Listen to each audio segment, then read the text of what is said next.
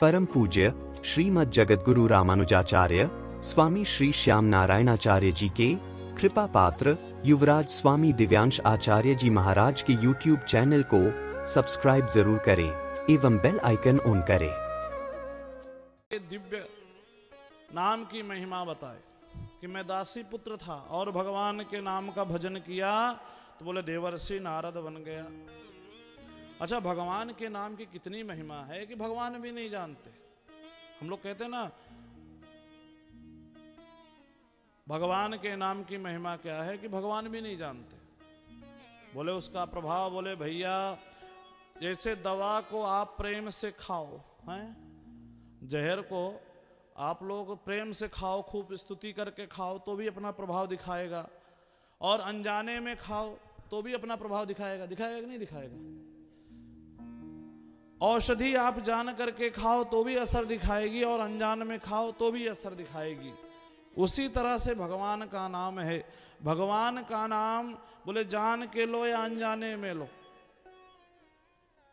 जैसे भी भगवान का नाम लो। तुलसी अपने राम को रीझ भजो या खीझ,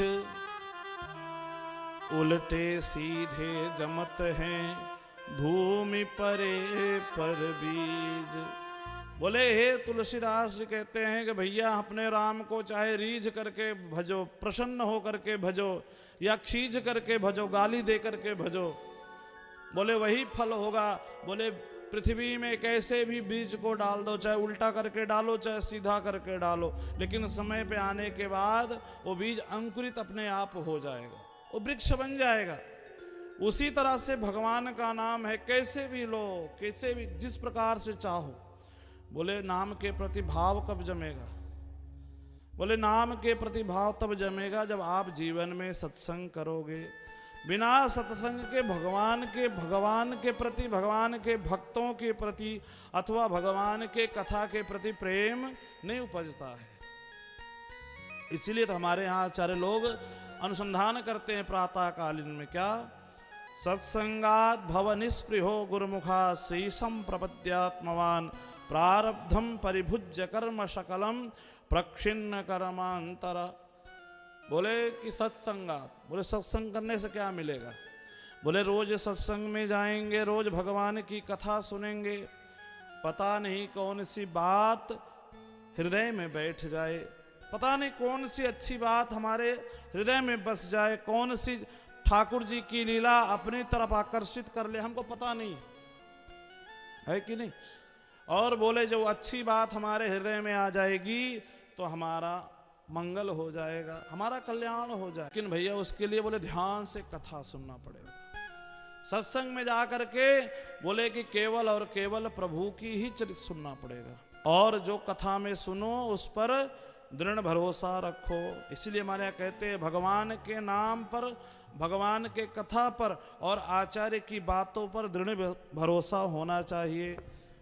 श्री सबरी महारानी को जब भगवान नवधा भक्ति का उपदेश कर रहे थे तो उसमें कहते हैं, मंत्र जाप मम दृढ़ विश्वास, मंत्र जाप मम दृढ़ विश्वास, पंचम भगति सुवेद प्रकाश, पंचम भगति सुवेद प्रकाश, मंत्र जाप मम दृढ़ विश्वास, मंत्र जाप मम दृढ़ विश्वास, पंचम भगति सुवेद